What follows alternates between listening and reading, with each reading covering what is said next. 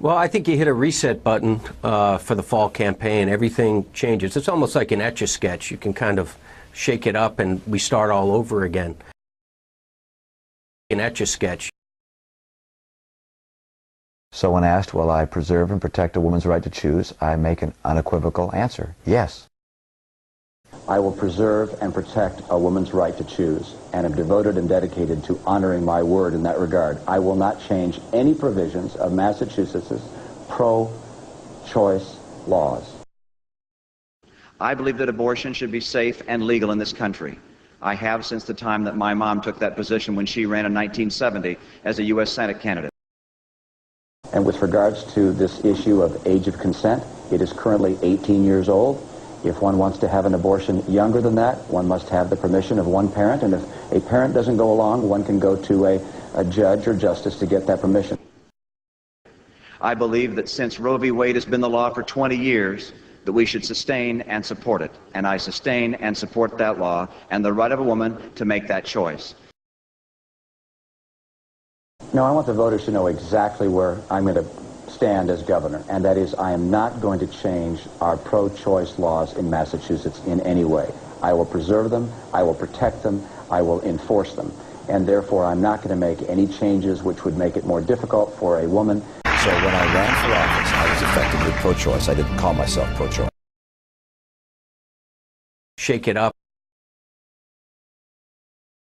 No, I'm saying I changed my mind, and you can look at my record as governor, and you can see in my record as governor that I have consistently been pro-life. I will be a pro-life president, just like I've been a pro-life governor. Shake it up. If they make a mistake, I don't want them punished with a baby.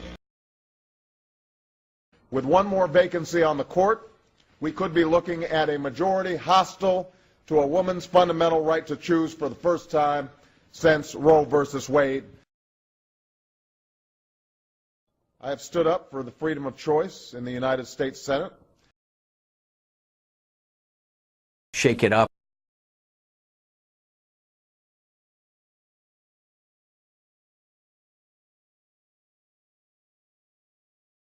An Etch A Sketch. I support universal health care. It is fundamentally a conservative principle. What we did was right for the people of Massachusetts. Well, that's what we did in Massachusetts, and that is we put together an exchange, and the president's copying that idea. I'm glad to hear that. Was able to put in place a plan that helped get health insurance premiums down and gets all of our citizens insured.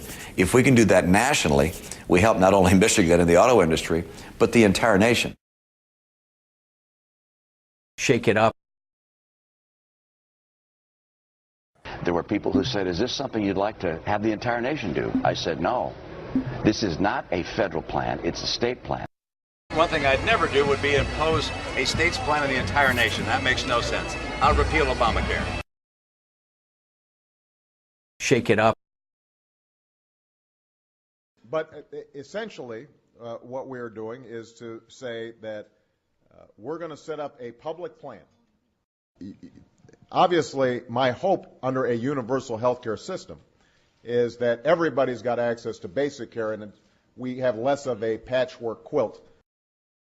What I've said is I believe we can have universal health care in this country by the end of the next president's first term, by the end of my first term as president of the United States of America.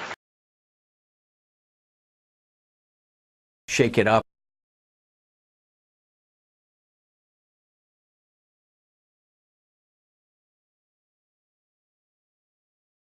An Etch A Sketch.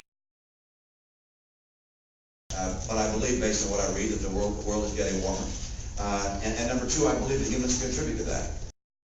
And so I think it's important for us to reduce our emissions of pollutants and greenhouse gases that may well be significant contributors to the climate change and the global warming that you're seeing. Shake it up.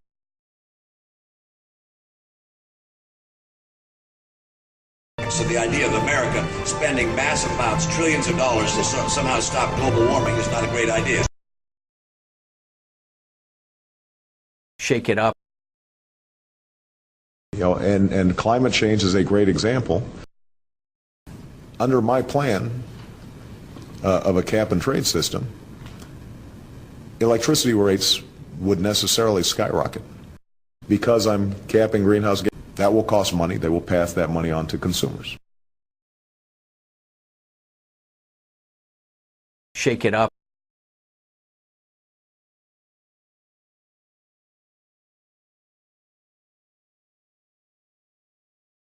An Etch A Sketch.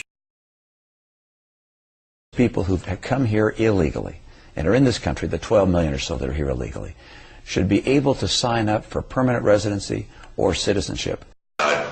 Registering to become a citizen or applying to become a citizen and paying a fee. Shake it up. Well, the answer is self-deportation, which is people decide that they can do better by going home because they can't find work here because they don't have legal documentation to allow them to work here. Shake it up. But I would sign a DREAM Act.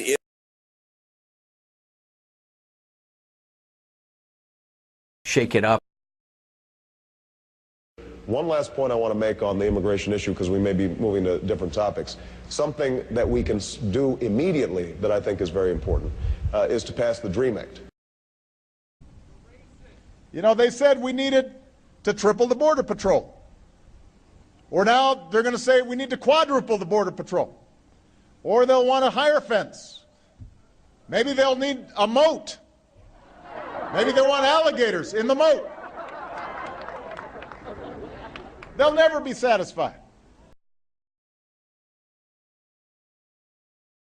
Shake it up.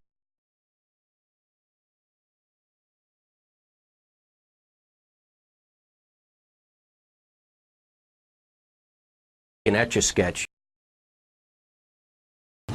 Well, you certainly should have had and are wise to have had the capacity given to Treasury to be able to buy securities that you think may fall in the tank and could further erode the housing values in this country. And I don't call it a bailout. I call it a rescue plan.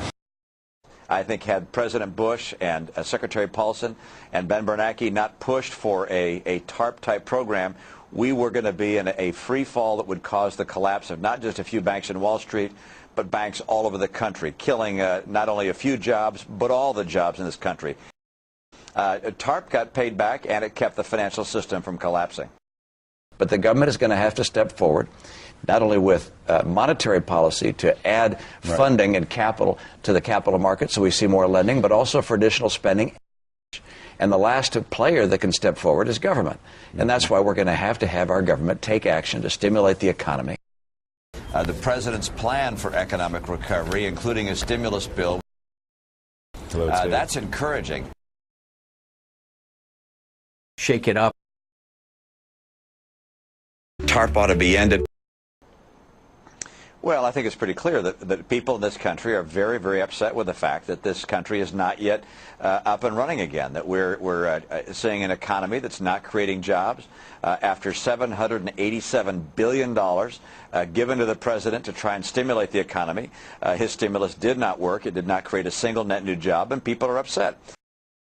And did the $787 billion stimulus plan actually stimulate anything? Or did it create a bigger debt burden that we're going to have to pay for many, many years to come?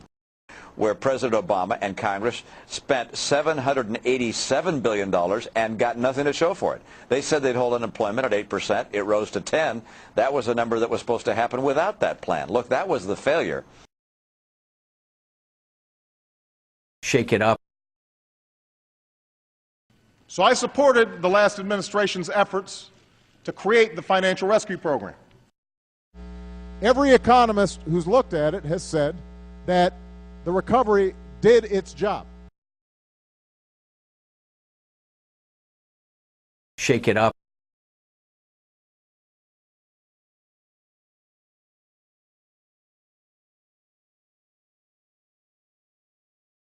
An Etch A Sketch. And the place I've targeted is on middle-income Americans. The people who've been most hurt by the Obama economy are middle-income Americans. And so I say to anybody who's making under $200,000 a year We're going to eliminate all taxation on interest, dividends, and capital gains for you. Well, I lay out in our plan that I do want to see down the road a restructuring of our tax system with a broader base and lower rates. I'm not concerned about the very poor. We have a safety net there. If it needs a repair, I'll fix it. And obviously, I'm not in favor of any new tax increases. I cut taxes 19 times as the governor. Shake it up.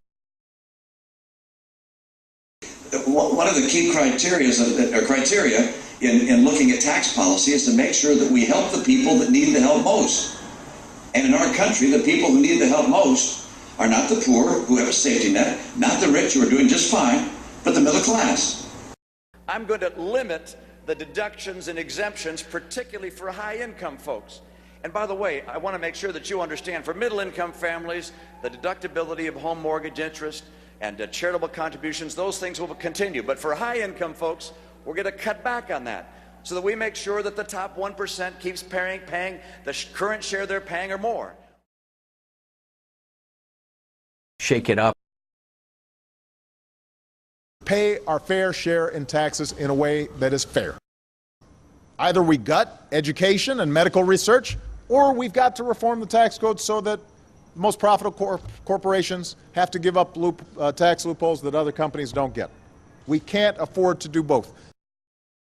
Either we ask the wealthiest Americans to pay their fair share in taxes, or we're going to have to ask seniors to pay more for Medicare. We can't afford to do both. Shake it up.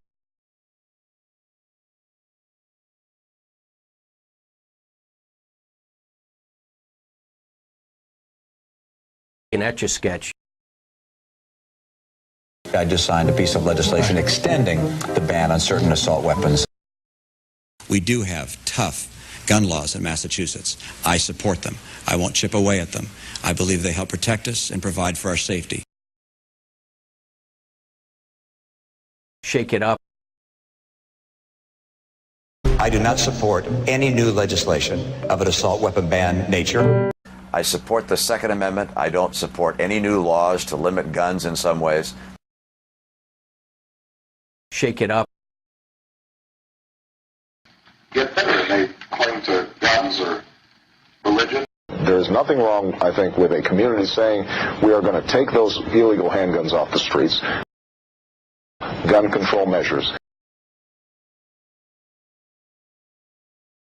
Shake it up.